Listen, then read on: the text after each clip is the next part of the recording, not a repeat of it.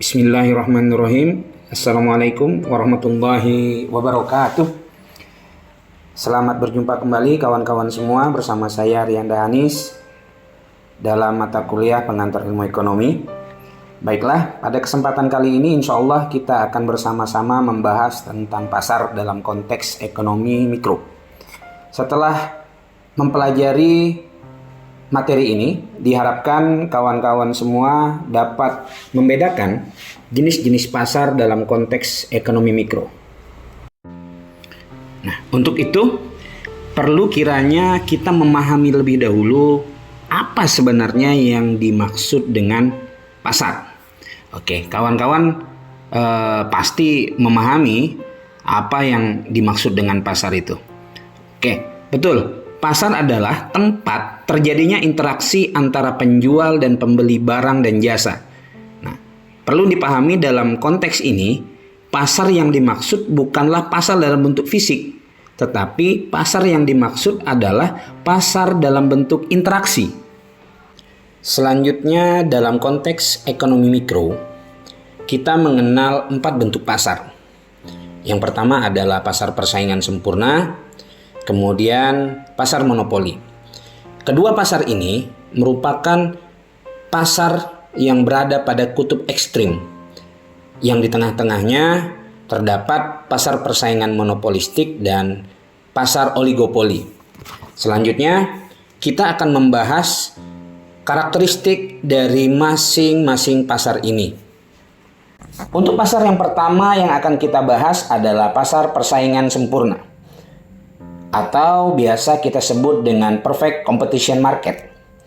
Nah, pasar persaingan sempurna merupakan bentuk pasar yang paling tua. Karakteristiknya yang pertama adalah di dalam pasar persaingan sempurna akan terdapat banyak penjual dan pembeli yang ada di dalamnya. Karena banyaknya penjual dan pembeli yang ada di pasar, maka tidak ada satu pihak pun, baik itu penjual maupun pembeli, yang dapat mempengaruhi pasar. Artinya pasar tidak akan dimonopoli oleh salah satu pihak. Untuk karakteristik yang kedua, harga yang terbentuk di pasar persaingan sempurna merupakan harga yang terbentuk dari hasil interaksi antara pembeli dan penjual. Biasa juga kita kenal dengan mekanisme pasar. Oke, benar. Artinya, baik itu pembeli ataupun penjual dalam konteks pasar persaingan sempurna ini, kedua-duanya berada pada posisi price taker, bukan price maker. Untuk karakteristik yang ketiga, dalam pasar persaingan sempurna adalah penjual ataupun perusahaan ataupun produsen bebas untuk masuk ataupun keluar dari pasar. Jika mereka merasa perniagaan mereka akan mengalami keuntungan, mereka bebas masuk. Ataupun mereka merasa bahwa mereka akan mengalami kerugian, mereka bebas keluar. Tidak ada satu pihak pun yang dapat memaksa ataupun menahan mereka untuk masuk atau keluar dari pasar. Karakteristik berikutnya dari pasar persaingan sempurna adalah jika kita melihat dari barang yang dijual, maka barang-barang yang dijual pada pasar persaingan sempurna akan cenderung lebih homogen atau sejenis atau sama.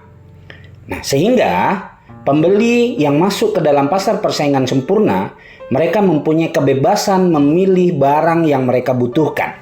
Karakteristik yang kelima dari pasar persaingan sempurna adalah bahwa informasi tentang kondisi pasar, baik itu tentang harga, ketersediaan barang, itu sangat mudah diakses oleh pembeli. Sehingga penjual dalam hal ini tidak bisa menjual harga yang lebih tinggi dari harga pasar. Karena apa? Karena pembeli mengetahui, memahami kondisi yang ada di pasar. Oke, demikianlah pembahasan kita kali ini. Sampai berjumpa kembali pada bagian kedua, yaitu pembahasan tentang pasar monopoli. Saya ucapkan terima kasih atas atensi yang diberikan. Billahi taufiq wal hidayah. Wassalamualaikum warahmatullahi wabarakatuh.